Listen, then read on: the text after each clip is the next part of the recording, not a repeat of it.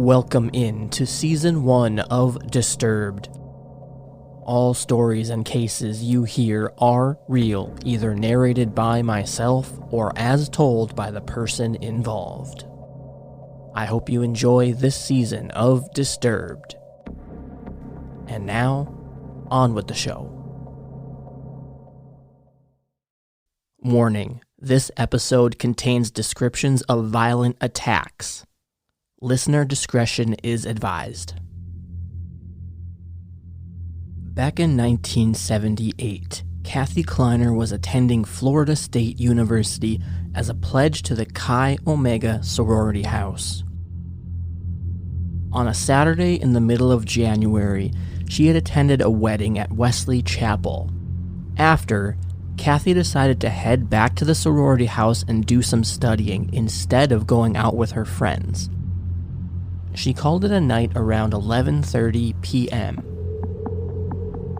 But in the early morning hours, Kathy's life would dramatically change after a man broke into the sorority house and brutally attacked several of the sorority members of Chi Omega, including Kathy. So just who was the attacker that made his way into the sorority house? Well, you may have heard of him. His name was Theodore Robert Bundy, Ted Bundy. In this episode, we're going to hear from Kathy Kleiner herself about the day she was attacked, the trial of Ted Bundy, and the aftermath.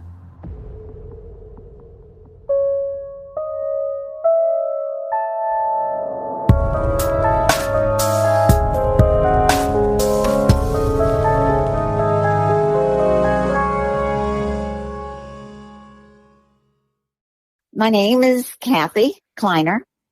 I was attacked by Ted Bundy in 1978. I was born in Miami. I lived in a small little house with my mama and my dad and two siblings. I remember I was around 5. And every evening my daddy would come home and sit next to me in his big chair and we played Chinese checkers. Kathy had some fond memories of her dad. And that is such a vivid memory for me, him coming home every night. One evening, I had the board all set up to play, and Daddy didn't come home. And Mama said, he's not coming home tonight. A couple of days, I kept doing this, and then she sat down because I get upset that he never came home. And she told me that he had passed away and that he was in heaven and that, he won't be coming home. So that was my new normal, I guess, getting used to no daddy. And my mom and sister and brother were very active in pursuing, just life moving on. So I lost my daddy, and it was very powerful for me. When my mom remarried, it was about 4 years later. My stepfather adopted me. His name was Harry, and he was wonderful. He was a great stepfather. So again, here I am, a new normal, and life is great. But not everything would be so great. Growing up, Kathy faced some pretty big-time struggles. When I was 13, I was in 6th grade, I became ill. I always had a low growth fever, and I had no energy. And 6th grade, I just hung out with the teacher and watched everyone play. My mama took me to my doctor. He said that he wasn't sure what I had, but I should go down to see a specialist in Miami, and he wanted me to go right away. So the next day, Mama took me down to Miami to see a specialist. I was not, they still didn't know what I had. It was, they were trying to figure it out. At that time, I actually had systemic lupus. I was 13, and it was not common to have it at 13, and lupus was not a well-known disease. They knew it was something that usually women get older in life. I was in the hospital for 3 months in Miami. They were trying anything to try to make me better. They told my parents that I probably would only live the year. The lupus had settled into my kidneys and they were breaking down. Of course, I didn't know this. I was just living in the hospital and that was life. When I was released from the hospital to go home, a Cuban doctor approached my parents and said that she had an experimental chemo that she could try for me. And at that point, Mama's going, just save my baby, anything. So I was given the chemo experimental. I lost all my hair. I was very sick and stayed home my 7th grade of school. I had a homebound teacher and I just totally could not go out at all. I would look out the window and see my friends playing and that made me sad, but I couldn't go out and Mom and Daddy were working. And I remember I would dial 0 and talk to the operator because I was so lonely and so bored. Sometimes they would talk to me and other times they wouldn't. But, I just asked questions and what are you doing? It was nice to have someone to talk to. And I did that several times. Kathy was a fighter, and she was getting tired of being cooped up inside all the time. Toward the end of my 7th grade, it was getting to be spring, and I asked Mama if I could please get out of the house and go to church. She agreed, and I got my pretty dress on and had my hair wrapped up in a scarf, and it was so nice to get out. And we went to church, and then we went and had ice cream. And not a week and a half later, I came down with shingles. So now I have that on my neck and my face and still worn out from chemo and everything. That is a lot to deal with as a child. But like I said, Kathy is a fighter. But I did get better. And in my 8th grade, I went to school in the fall. I wasn't able to do a lot of strenuous things. I couldn't do PE because of my lupus was not letting me have that much energy. So after I graduated from 8th grade, I went to high school. High school brought an exciting new outlet for Kathy. It was great. I joined theater. No one knew I had been sick and, I was just, enjoying high school. And it's so cool because when I was in theater, I could be and act like anyone I wanted to be. I wasn't that sick little kid that stayed home in 7th grade. So I love theater. It just opened up my, the way I felt, and I made some great friends, and it was just a very good time. And theater really brought me out of being sick and feeling, sorry for myself. Kathy graduated high school, and it was now time to choose a college. And I chose FSU because it was as far away as I could get from Mama in Miami, and still stay in in-state tuition.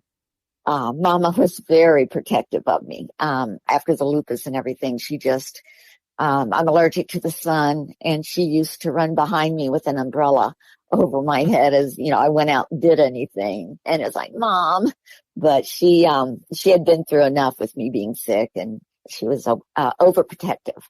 So I went to FSU in the fall of 76, and I loved it. I was in a dormitory, and Mama hated that. It was a all women's dorm, of course. So we were living on the 3rd floor, and we couldn't have any guys or anything in the dormitory up the stairs.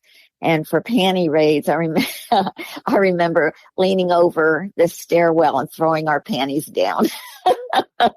That's as close as I got to a panty raid. Here, catch this.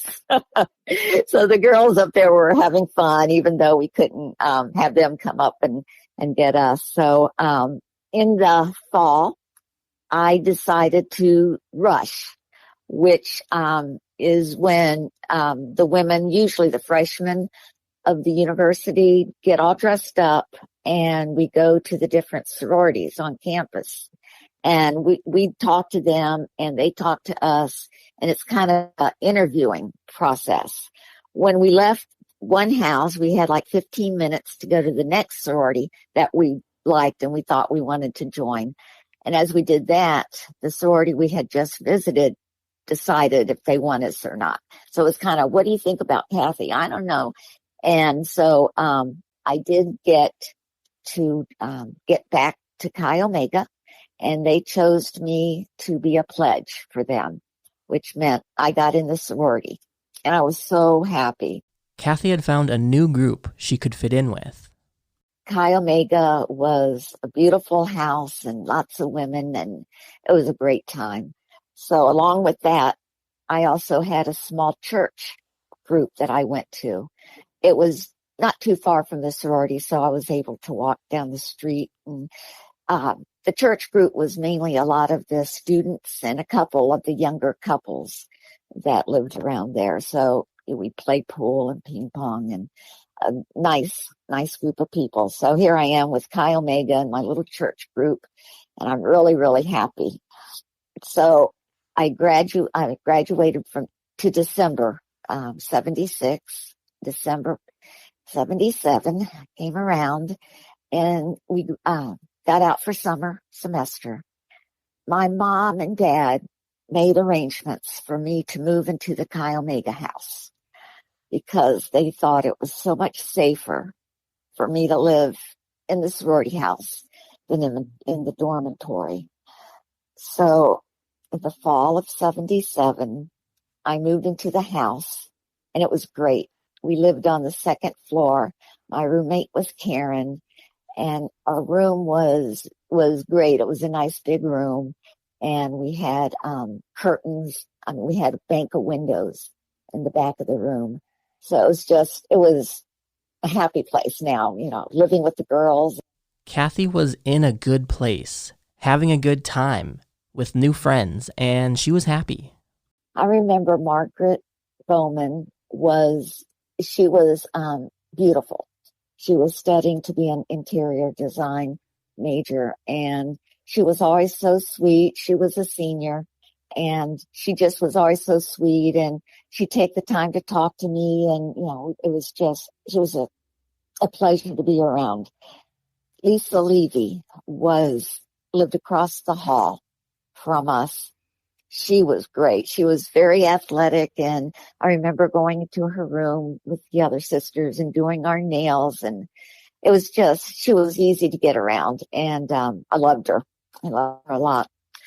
So my roommate and I decided to decorate our room, and we went in Christmas of 1977, and Mom and I bought a bedspread and decorated the room.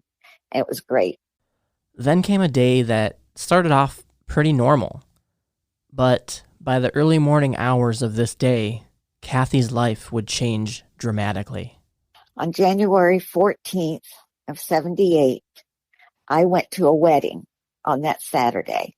It was so cold out, and I remember wearing my corduroy jeans and my big sweater, and it was cold and damp out. And the wedding was a couple from the little church, Wesley Chapel, that I had joined.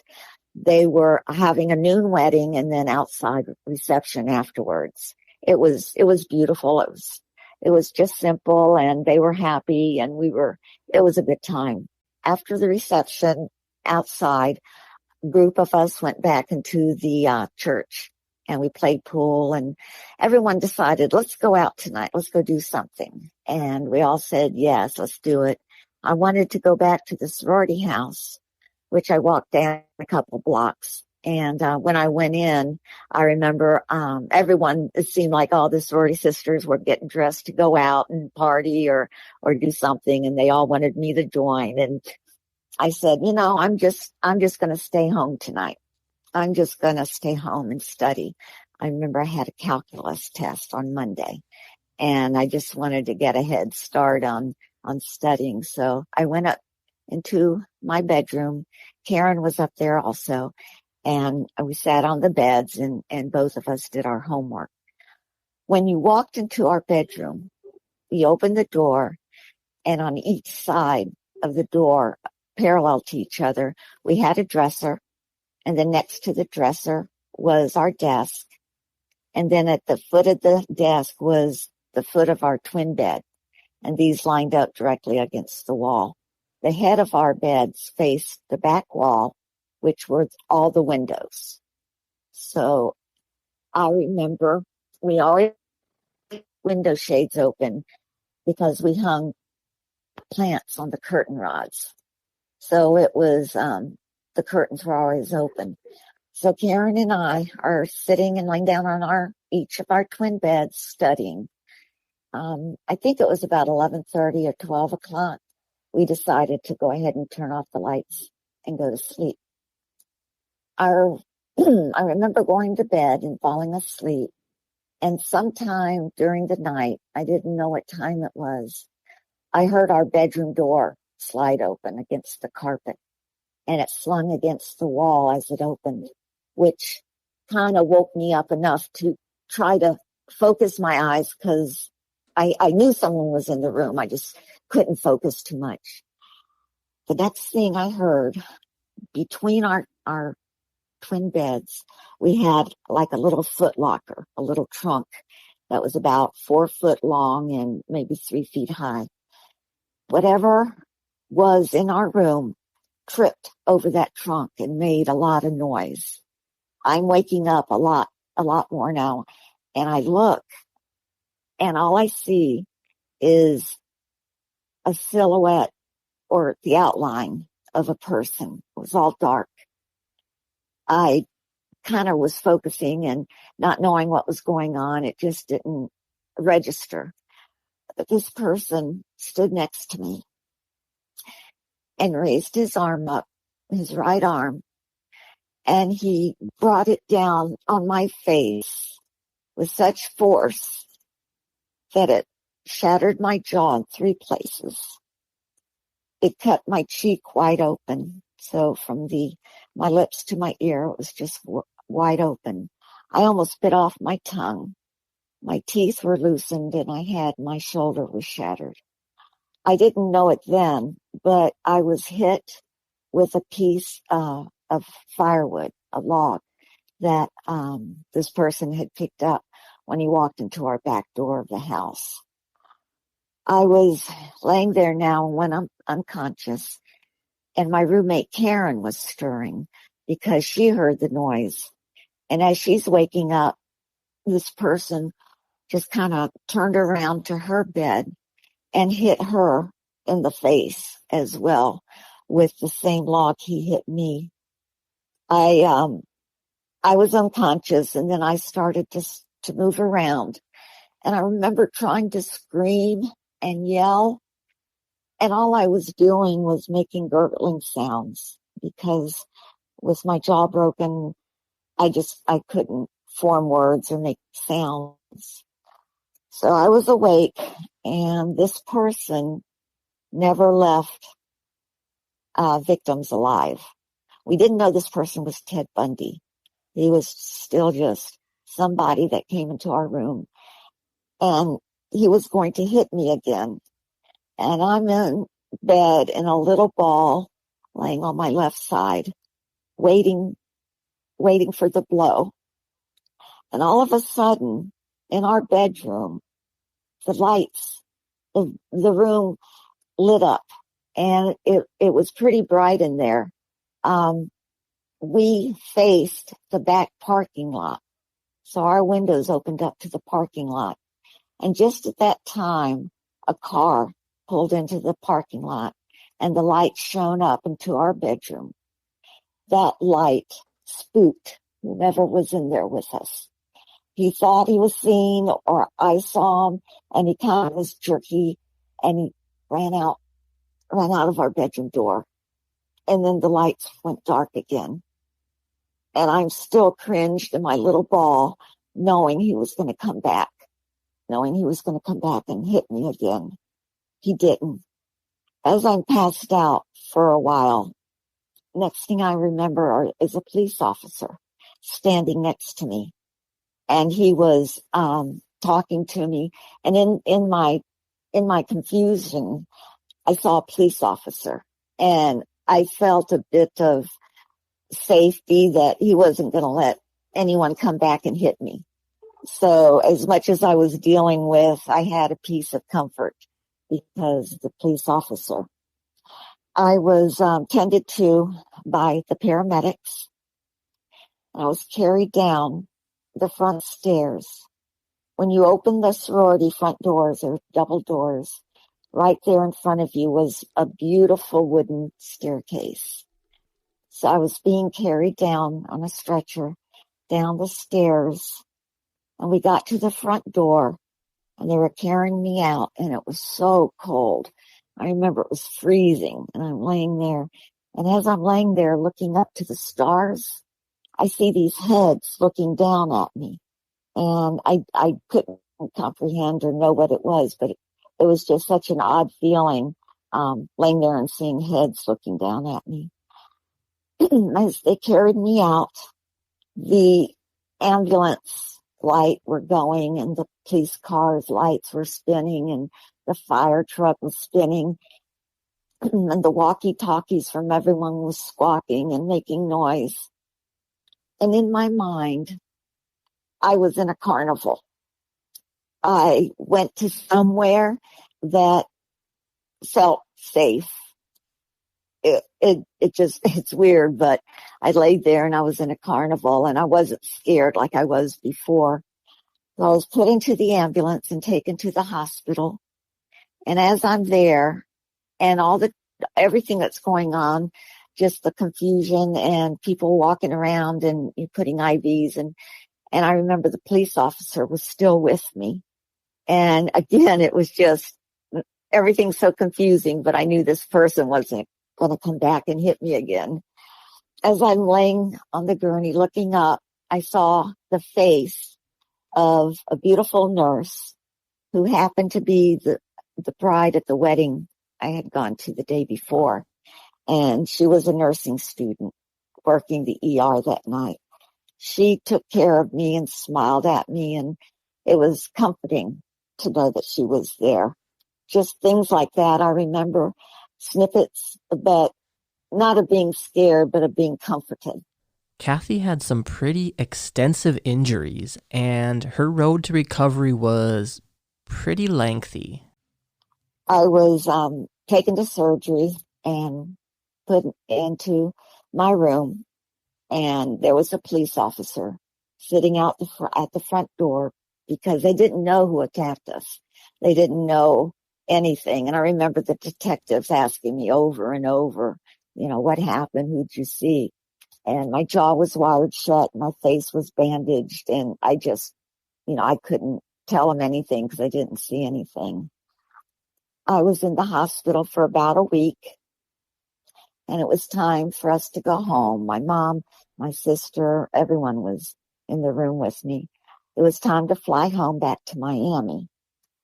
In the car, it was a unmarked car. It was just a black car. They took me back to the sorority house. And they wanted me to look around and see if I could see anything was missing off my dresser or my desk. Because if this person had taken anything and they found him, it would be knowing that he was actually the one that attacked us. So those stairs that I had to walk up were not as beautiful and wooden as they were before. It seemed like they were just a mountain I had to climb. And I went so slow that someone was on each side holding my elbows, helping me walk up the stairs. When I got to the top of the stairs, I looked, and Margaret's room had yellow tape, crime scene tape. I didn't know at the time, but she had also been attacked that night.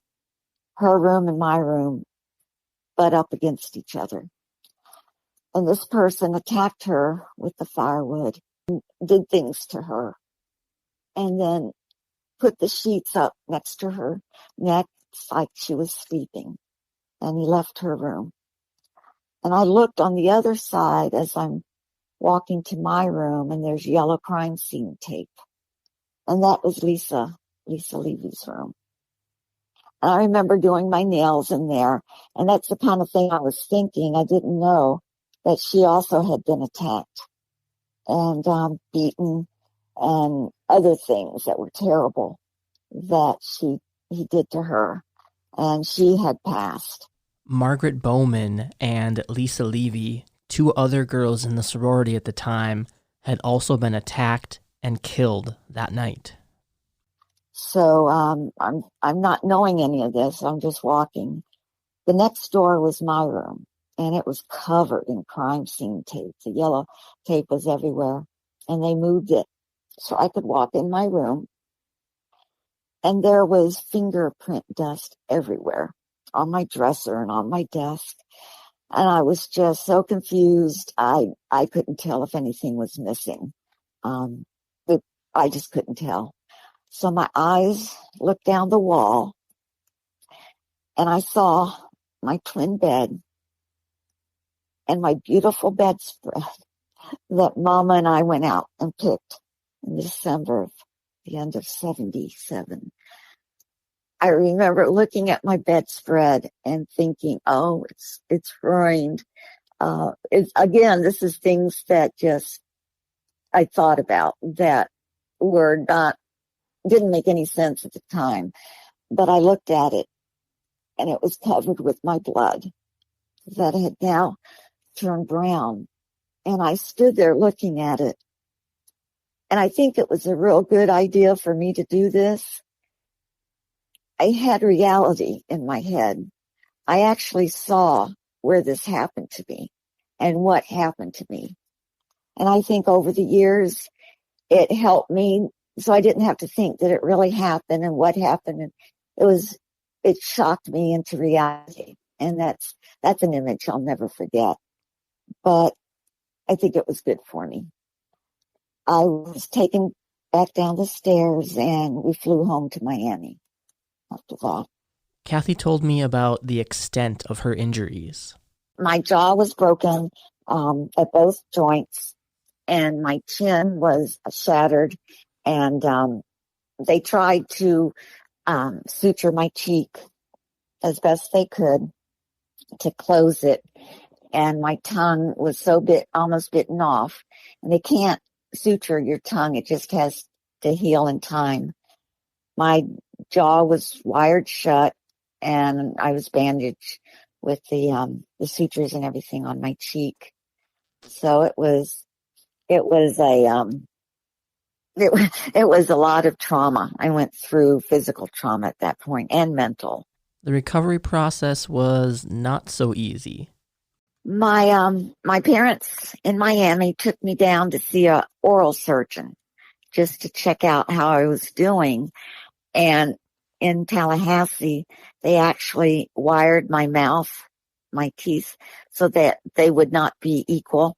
The teeth would have been off.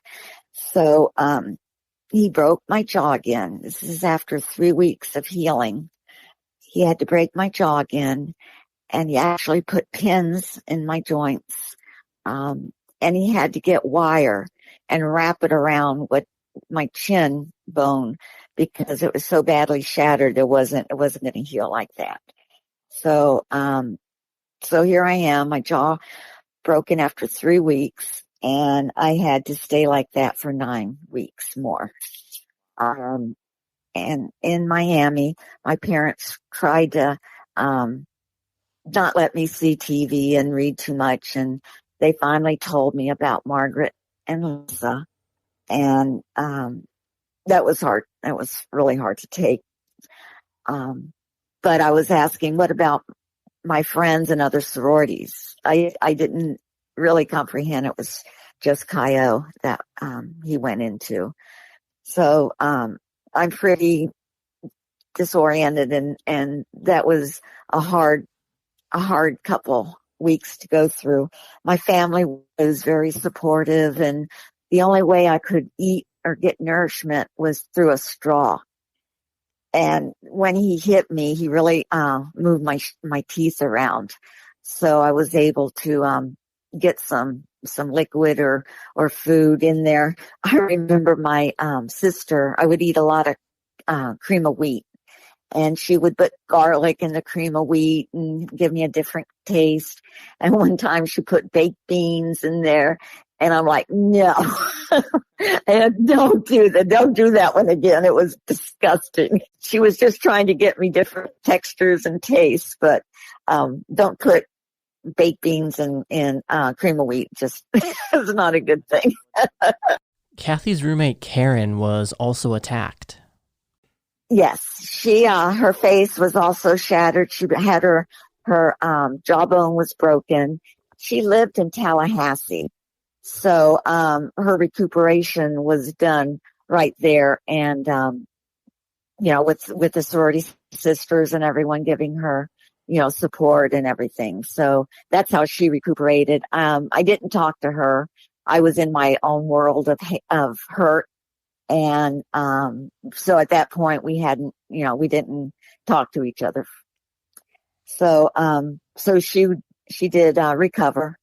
And, of course, had her mouth wired shut and went through the trauma of recuperating. When my mouth was opened up, my jawbone was, it was so stiff, and I had to do exercises to open it and close it. And steak does really good on expanding and shutting your jaw. Really, it was a lot easier doing that than just exercises. So after my mouth was opened up, it wasn't really a fear, but I was uncomfortable to be around men that I didn't know. And it's not like I felt everyone was going to attack me. It was just an uneasy feeling. So I went to work at a lumber yard in Miami, and I worked behind the counter because I wanted to see as many men as I could and just know that not everyone was going to hurt me. So, I worked at the register, and I think there was one time somebody freaked me out a little bit, and I slid under the cash register and someone else took the sale. But, I became stronger in doing that. And I felt like, okay, I'm over this feeling of, everyone going to attack me. And, so I stayed there only about a month and, decided it was time for me to leave that and to move on with my life. I think it was somehow the way I saw my bed in the room. And it was such a shock to see my bed that way. And like I said, it was good for me to see it and get a solid feeling of this is what happened. And I think that's kind of in my mind when I decided that I need to do something to overcome this feeling of sadness and just to be scared. So like I said, I worked there about a month, and then I left. Kathy was about to have another major life event. It was 6 months after the attack that I got married. And my parents and his parents thought it was a good idea for me to get married and protect me and not let anything happen to me. And Mama was like, that's a great idea.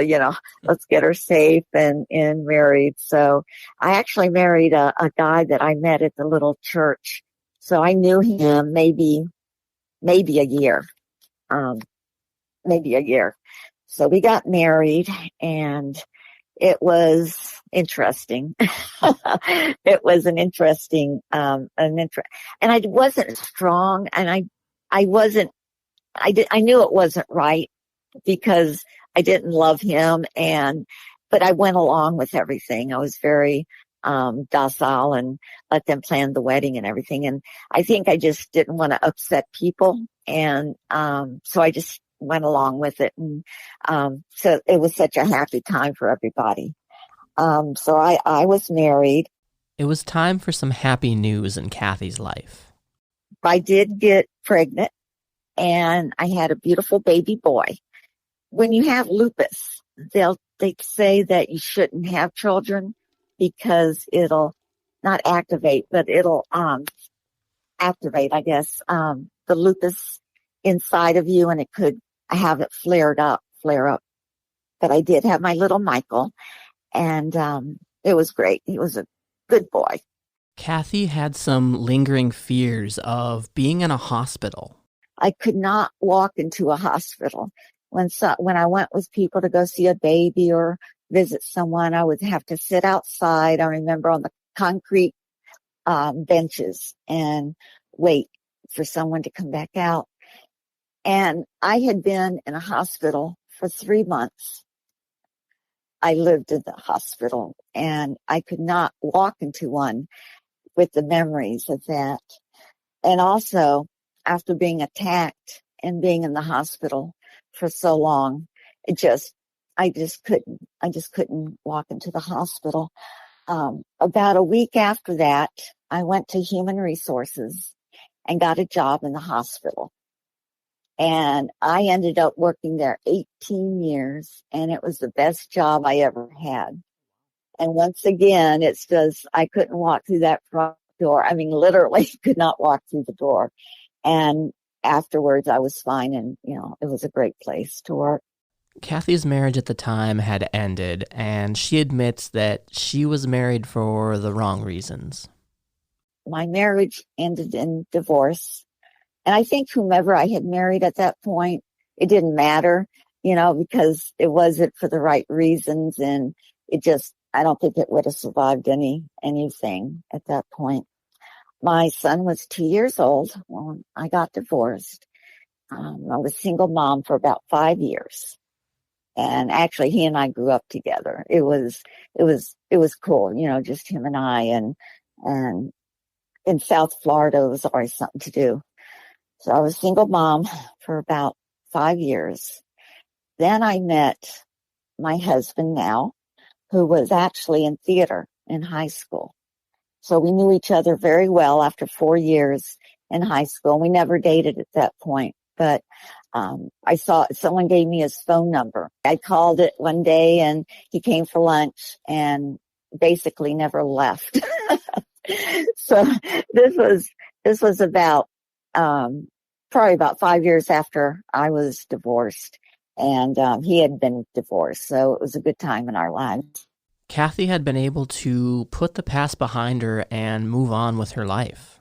It was something that I could have hidden in a box and crawled away, but I didn't want to do that. I mean, there's always going to be obstacles in your way, and life just puts something there. It's always going to be something.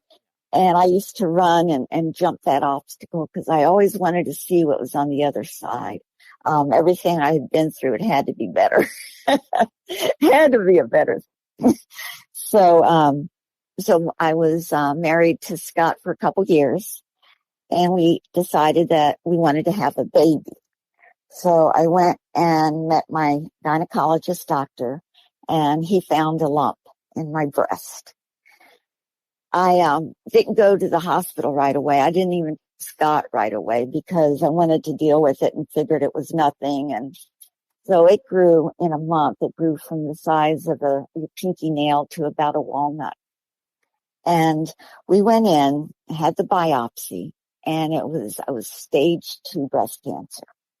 I had to have a radical mastectomy, reconstruction, and I had to have chemo again. And I lost all my hair. And that just wasn't right to have to do that again. When they said the word chemo when I was in the hospital, I didn't think I could do it, mentally. And then I was going through my sessions at the clinic, and one day Scott picked me up, and it was my birthday. I was working at a hospital, and he had a wrist massage for me. And because it was my birthday and I was going to go to the clinic and have chemo. When I got there, the chair that I sat in had balloons and flowers, and he's so wonderful. He just made that chemo just a little bit easier to get through. I was to have nine sessions of chemo, and I said, no, I have one. And Scott's going, no, honey. And I said, I have one to get through. And then I have one more.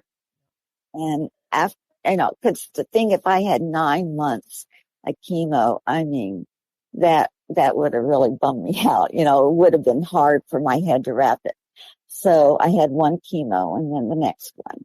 And, so, we made it through that. And my hair, of course, started growing back.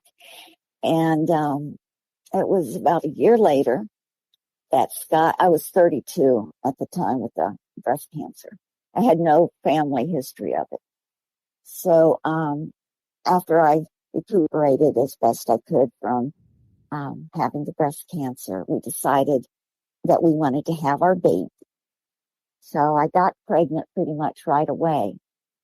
And 2 months into the pregnancy, I had a miscarriage. And I know there's so many women who go through a miscarriage, and everyone handles it differently. And in my mind, I figured I can go through anything myself. I can put myself and make it okay, and I can get away. But I couldn't help the baby. I couldn't help the baby. I couldn't make it better. So that miscarriage was very hard. And about 9 months later, we decided to try again, and I got pregnant. And in my third trimester, I had another miscarriage. And again, just the feeling of guilt that I couldn't save the baby. I couldn't do anything and make it better. So after that miscarriage, I decided I can't go through this again. And we bought a sailboat, and we called her Sally.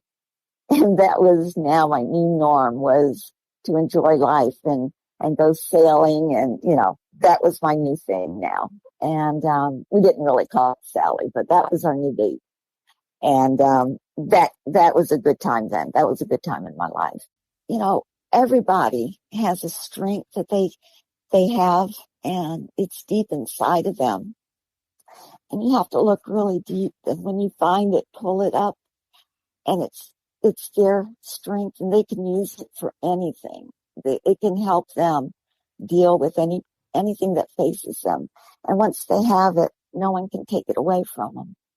And that's theirs to use. And I used mine so much that it helped me face things because I was strong enough. I knew I could do it. Kathy had moved on with her life after the attacks on the sorority house. But in the immediate aftermath of the attacks, the community was pretty scared. Nobody had been arrested for the attacks, and no one was really sure who had done it.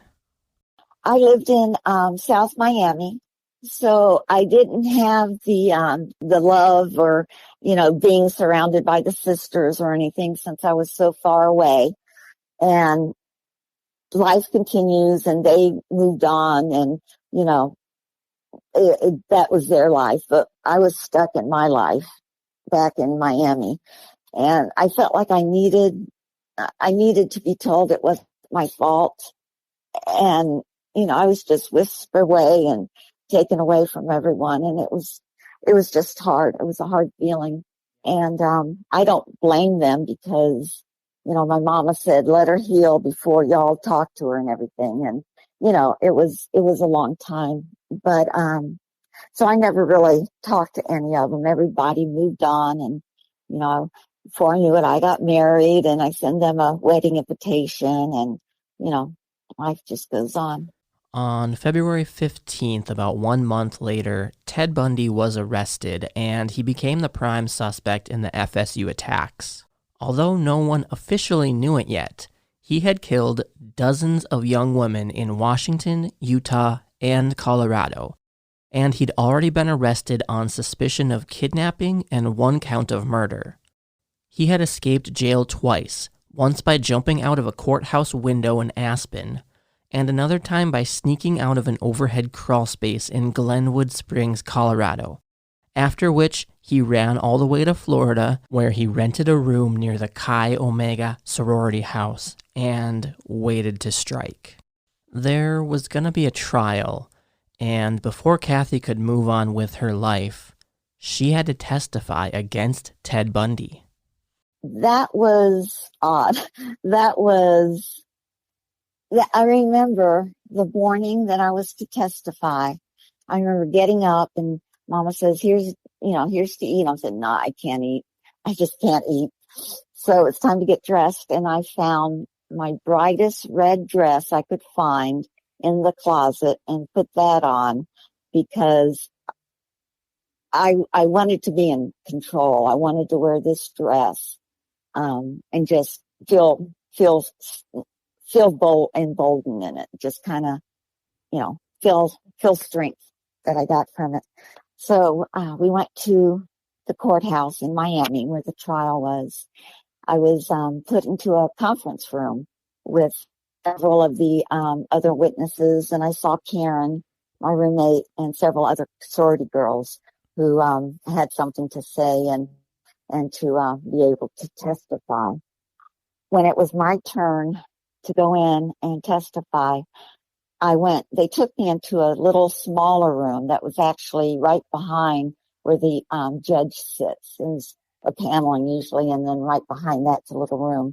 So I was taken there, and my mom and dad, and I had to wait until it was my turn. So they opened the door, and I walked out of that little room, and I looked, and to the right of me was the jury box, and all the jury was sitting there, and I was just trying to scan the room, just to see what everything was. So I looked at them, and then a little further down was a big table, and that was the prosecution's table. And there were a lot of lawyers and, just working with them. He was with them. So maybe been 5 people at that table. I looked around a little bit more, and there was where the people sat, and it was full up. I mean, it was standing room only. It was full. And then I looked a little further, and that was the defense table. And right there was Ted Bundy. And he was sitting there cocky. He was really just kind of just looking at me. He had a smirk, had his hand in his chin, in his hand like he does, and just kind of looked at me. He did not question me at all. Ted Bundy actually spent a good portion of the trial representing himself. However, he was not the one to question Kathy. So the prosecution went first, and they talked to me and, asked me questions, and I would tell them about that night. And then it was the defense time to talk to me. And the lawyer asked me just 1 or 2 questions. And one of them was, is this the man that was in your room that night and attacked you? And I had to say, I don't know, because I never saw his face. And I wanted so badly to help put him away. I wanted to help convict him. And I couldn't. And that's something that it doesn't haunt me, but I feel sad when I think about it that I just couldn't help put him away. So after I testified, they took me back into that little room, and my parents were there. And I said, I think I'm going to throw up. It was just like the tense feeling I had out there. And I came back, it was like, oh my God, I'm going to throw up. It was such an odd feeling. So we left that, and we went to lunch that day. And that was about it for the trial. For Kathy, it was quite shocking to learn about Ted Bundy's history. It was surreal to hear it, and it was like I was hearing it, but it wasn't me he attacked. At that point, I was hearing all the other victims that he killed, and the ones that he took away from us, and they were so young. And that's where my mind was. I wasn't thinking of him. I did think about it, but it was mainly for the other women. I didn't feel like I was the only one. But of course, as I learned more about him, it became obvious that it was him, and there was no doubt. With the attack on the sorority house, Ted Bundy had completely switched up his method of operation. Normally, he was luring women to his car with some sort of a ruse like a broken arm or needing some sort of help. However, the attack on the sorority house was pretty different. He was walking into a largely occupied area with a lot of people, and the risk was higher. Authorities weren't quite sure Bundy was the man initially. Actually, the sheriff, King Casares, I've kept in touch with over the years. He was just so good to my mother and my father and me, just keeping us up to date. And so he told us that he didn't even know who he was. He had different ID and everything on him. So when he was investigating him, actually the police over in Utah contacted Tallahassee and said, this doesn't really sound like his MO, but it sounds like something he would do. And it's Ted Bundy. So then they started looking into him, and they saw his fingerprints, and then they knew from that it was him. One of the most compelling pieces of evidence at the trial was a bite mark left on the body of Lisa Levy. Yes, when he attacked Lisa Levy, he raped her and beat her and actually bit her, and like an animal. I mean, when he came into our sorority house, he had not attacked anyone for a while. And I think he couldn't control himself. He just, was like an animal or something. When he came in, he was just overwhelmed and wanting to tear, and his evil, and everything in him was like an animal coming out. So he did bite Lisa, and hard enough for them to make impressions of his teeth. And with his teeth being crooked and everything, it was very obvious that he was the one that bit Lisa. Police actually obtained a search warrant for Ted Bundy's mouth, and they took castings of his teeth. They compared the castings to the bite marks left on Lisa Levy. 4 separate dental experts concluded without a doubt that Ted Bundy was the man who left the impressions on Lisa Levy. Something that wasn't known to Kathy at the time was that when Ted Bundy left the sorority house, he went right up the street to the duplex of Cheryl Thomas and savagely attacked her as well, leaving her in a coma, even though there was a high police presence in the vicinity. Yes, there was Cheryl lived in a duplex with her roommates. She was a dancer, and she was in the apartment, turned off the light to go to bed, and Bundy went through her kitchen window. He attacked her and beat her, and the roommates could hear the noise and didn't know what it was. And they had a thing that, anytime the phone rang, they had to answer it, if one called the other. And so they called, and she didn't answer the phone, though they knew, that she was in there. So they called the police, and he got away. So she was pretty beat up, broken jaw. Cheryl did survive the attack. Yeah, the police didn't even think there was anyway, there was a relationship between the two. It was just like, it was too crazy. When the trial wrapped up and the jury was out for deliberations, Kathy wasn't getting too wrapped up in the whole process. In fact, she was trying to distance herself from it. I tried not to fixate on it.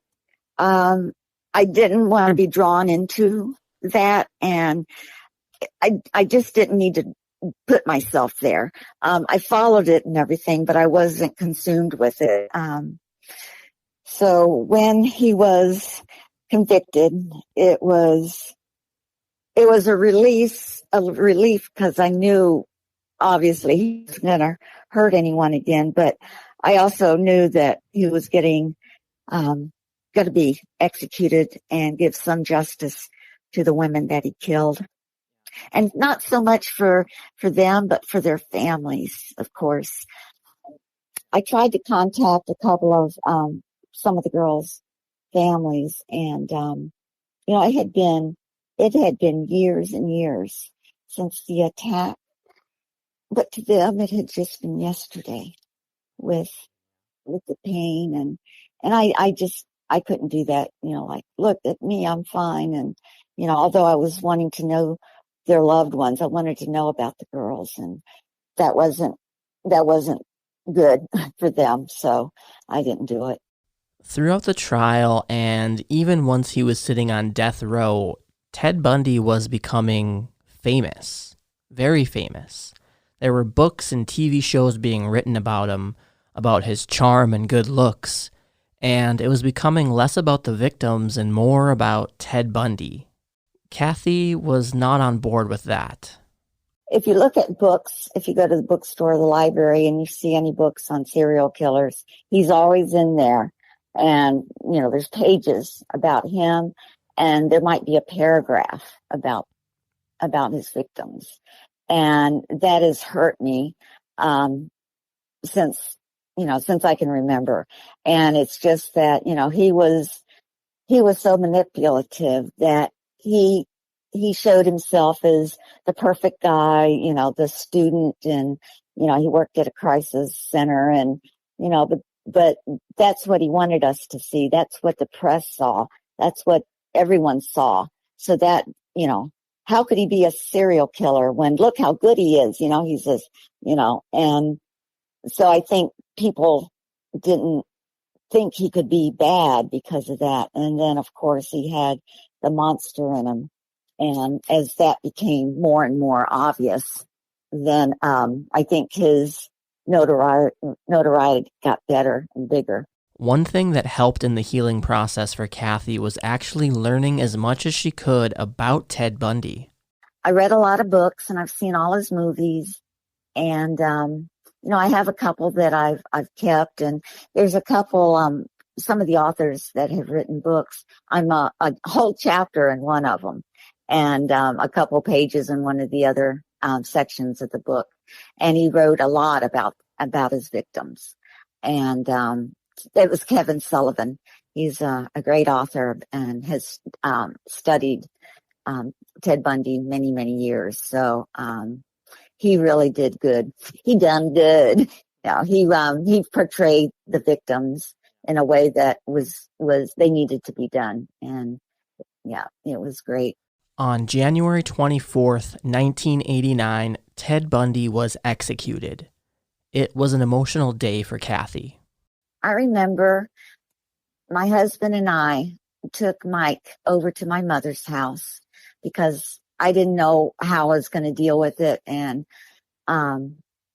so at midnight, they kept calling us. The district attorney kept us up to date as things were progressing and told us that he was not going to get another stay of execution, that this was actually going to be the day that it happens. So they kept us up to date into the morning hours. And once he was killed, and we saw it on TV, the people either on one side of death penalty or the other side.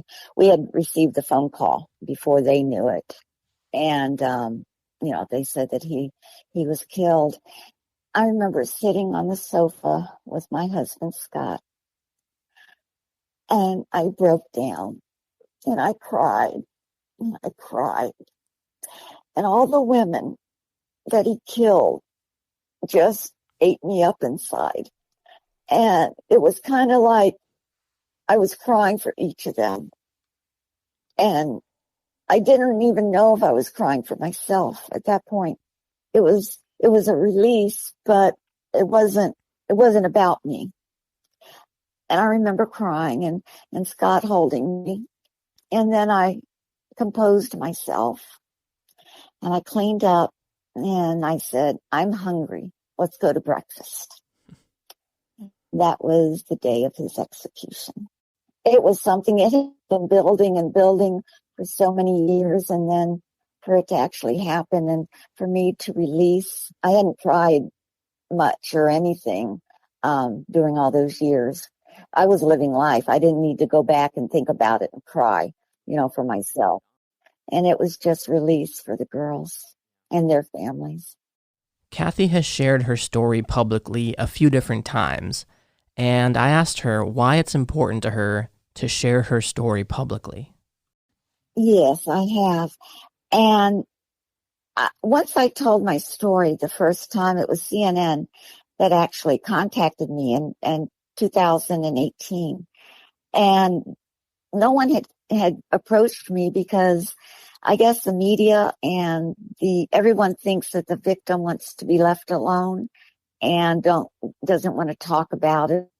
And a lot of them, a lot of cases they do. It's like they don't even mention the person's name in the house, and that when they were attacked. So I choose not to live my life that way, and I wanted to share my story because once I told it once, I had such positive reactions and reinforcement that I was strong and I could get through anything. And that's where I come up with everyone can do this. It's their strength, and they just have to have it and know they do. So each time I talk today and tell my story, it heals me. It heals me a bit because I can tell it, and it kind of sheds like an onion. It just sheds a little bit less, and it just helps me. It helps me to heal. But I want women to know that they have power. And when they say, how much I mean to them, and I to tell you the truth, it's just me and my little life. If you put your hands like you're going to drink water, this is just my little life. And I'm so humbled that people want to hear it. And I feel so good when I know that someone took my strength, took their strength, took everyone's strength and made it something better for themselves. And I think that's why I do it. I feel like I can help someone. There was Crime Con 19 last year. It's like Comic Con or any, and I did a presentation, and I got so many hugs and loves from just the audience. And there were like 700 people in the audience. And that was only my second time to public speak. And I walked up to the podium and went, oh no, look at all those people. And they were standing against the wall and, sitting on the floor. And I told my story, and it was just amazing. They showed still shots or photographs still, and there were people crying, and I just feel so humbled that people hear my story and can react like that. In sharing her story publicly, Kathy has certainly helped many people who have been through similar situations with the ability to cope and find strength. There was my first presentation that I did. It was Society of Cold Case Detectives. And there was about 100 people in the room. It was a 3-day event, and it was time to tell my story. And these detectives were like really involved in what I was saying and how I mentioned the police officers and how much they meant to me. I think they don't even think of it that way, that it's the victims see them as something other than, taking care of the crime scene and everything. And there was one woman that was there and talked to me afterwards and said that she's going through a horrible divorce, and they're just walking all over, and she's so, I wish I could be like you. I actually she Twittered me not too long ago and said that I inspired her so much that she took control, and she said, I'm still being walked on, but I am more controlled than I've ever been. Hearing comments like those is what makes it all worth it for Kathy. I haven't heard anything negative. All I get is good gree, as they say here. It's great. It's great. I've never heard anyone or no one's, said a negative, anything against me or against my story, which just makes me feel good because you always have criticism. People always want to criticize you about something. And, it's been a good feeling. I'm glad I'm in the place I am right now because, I feel good about myself. My family's good and I can talk about it and it makes me feel better. When everything was said and done, Ted Bundy confessed to killing 30 women across 7 states between 1974 and 1978. It's widely believed the actual number is closer to 100 or more. He is considered one of the most prolific serial killers in American history. A huge thank you to my guest Kathy Kleiner for sharing her story and being so active in trying to give strength and support to other victims of similar crimes. You can see more information about Kathy on our website at disturbedpodcast.com. If you enjoyed this episode, share the show with a friend. You can find us on Instagram and Facebook at Disturbed Podcast. All of our episodes are available online at disturbedpodcast.com. If you have a disturbing story to share, fill out the Contact Us form on our website. Stay tuned in just a second to hear about the Disturbed Fan Club. And as always, thanks for listening.